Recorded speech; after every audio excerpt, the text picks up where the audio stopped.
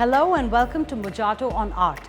Tonight's episode brings you an art explosion exclusive to the world of contemporary art.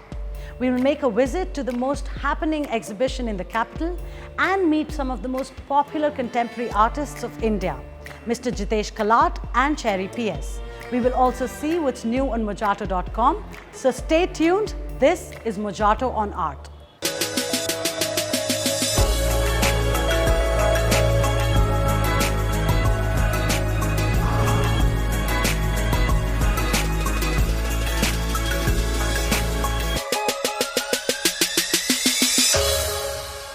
The Delhi Contemporary Art Exhibit kicked off last week, consolidating some of the most diverse ideas, mediums and perceptions on one platform. All of this was made possible after the 6 biggest gallery owners of Delhi came together to organize the first ever contemporary art exhibit of India. We met with these gallerists to find out the story behind their collaboration and also the objective of this ritzy event. Hosted by Saffron Art, the exhibition was a careful attempt at attracting a wider audience. People are interested in art. They want to see, they want to learn. But given our daily lives, it's so busy, the traffic is crazy, distances in Delhi have become insane. We thought if they can't come to us, why not bring art to them? And that's why 6 galleries got together under one roof over a weekend in the center of town, so we can take art to the people.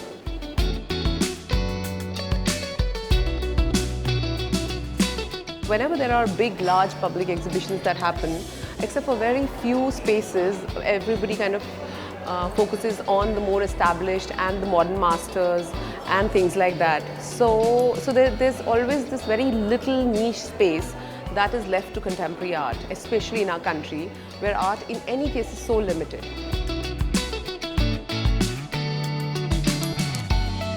The reason why we did it also was because we really wanted to push the contemporary market and, have everyone come into one venue to see contemporary art. Otherwise, it's always been a mix. Contemporary artwork can at times be confusing at the first glance, but more than often they represent compelling ideas drawn from real-life incidents and notions. Bangladeshi artist Tayyiba Begum Lipi's The Stolen Dream displays a pram made using sparkling razor blades, which is symbolic of the razors used by midwives during childbirth in rural Bangladesh. Tayyiba being one of the older ones, she saw the birth of her siblings, and the midwives there in Bangladesh would use razor blades for delivery. So of course that's a very dangerous medium to use for delivery, and that's how she was inspired by the medium, and now she uses it in her works. Yeah. Despite being abundantly ingenious in its thought and design, contemporary artists are at times overshadowed. And when you do something like an art fair, it's also limiting because there's such an overdose of art there, right? There's so much to see, and then the eye obviously gets attracted to what is loud and what is gimmicky and what is bright, and and if there's a modern master like Hussain next to where you're exhibiting a very young artist with minimal practice, it just gets overshadowed. It's not about better or worse, it's about doing more. This is like a mid-season pop-up. We of course have the India Art Fair that happens every January and February. But this is like 6 months from that, right? So this is just creating that buzz about art mid-season.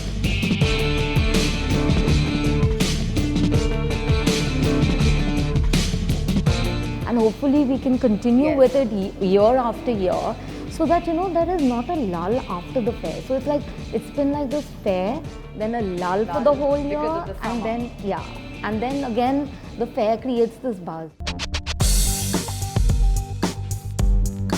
With more than 150 pieces on display, the exhibition offered a niche zone for many emerging artists. By bringing buyers, collectors and art lovers under one roof, the exhibition thrived with new possibilities for these artists. The more people that see an artist's work, the more people get to know about it, and that's great for the artists, right? At the end of the day, the artists are trying to sort of put their voices out there through their work, and the more people they reach with that purpose, it's great for them and for us.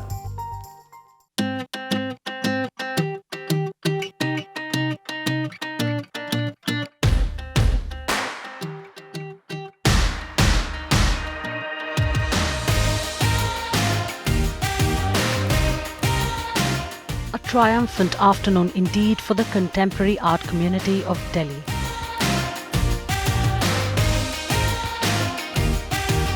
All our galleries, like we have galleries in Lado Sarai, in New Friends Colony, in Niti Bagh, and all of these galleries are really far away. So something a few of the guests actually came up and told me was that it's so good, all of these galleries in one place, and we can experience it all at once.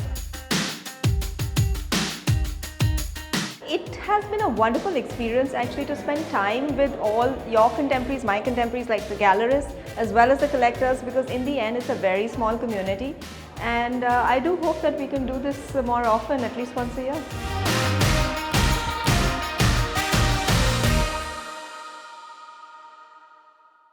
It is now time to meet one of the most prominent contemporary artists of India, Jitish Kallat. He was born in Mumbai and his art reflects a deep connection to the city. Although his immediate surroundings also play a major role in designing the visual language of his pieces. So let's meet the man who gives the oppressed a bold and colorful twist. Jitish Kallat began his art career at Sir J.J. School of Art 25 years ago and quickly made his mark as an artist to watch, catching the eye of Mumbai's famous Kimold Gallery.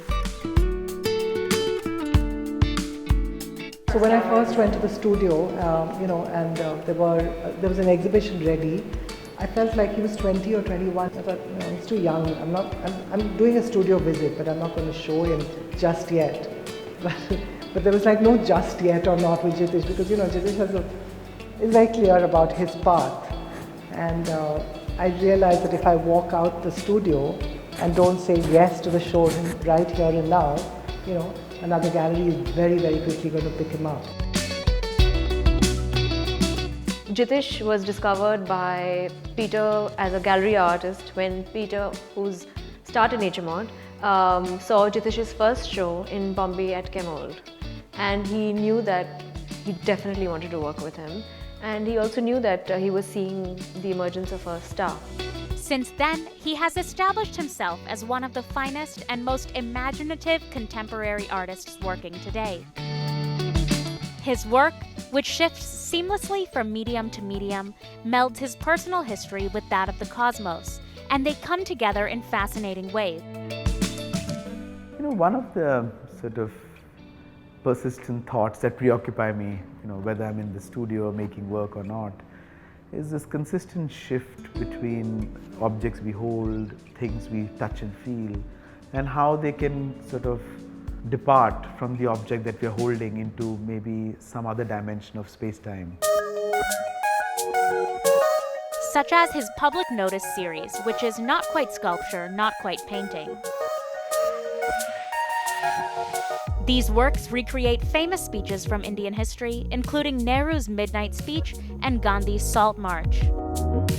In Epilogue, Kallat reimagines the phases of the moon as a roti, and 2,500 of these come together to represent the life cycle of his father.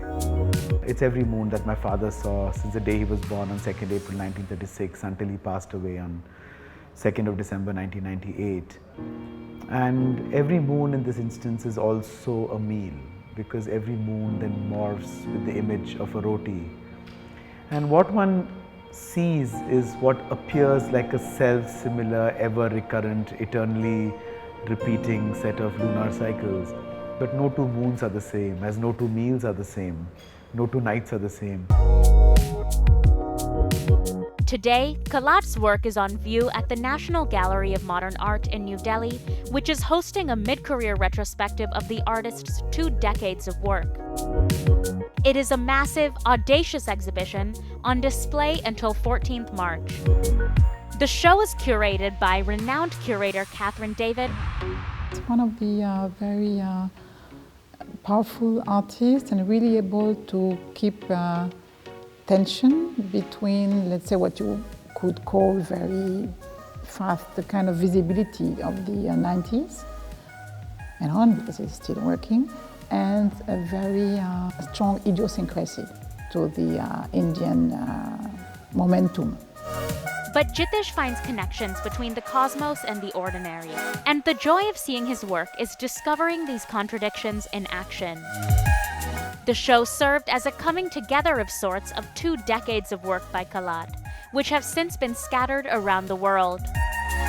A lot of his works, like in all great artists, leave the country, never to return again, or are shown in major museums around the world. And you can see one at one time and the second at the second time, but together, this is quite rare.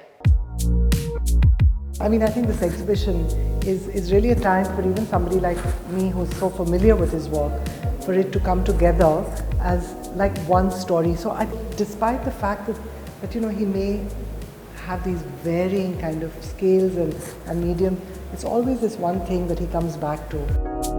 I think having a go at that, what we do not know and what we may not know, sometimes resets the stories we tell ourselves. And that's something that happens quite frequently in my work. It's really trying to sort of move into spaces where one absolutely doesn't know anything.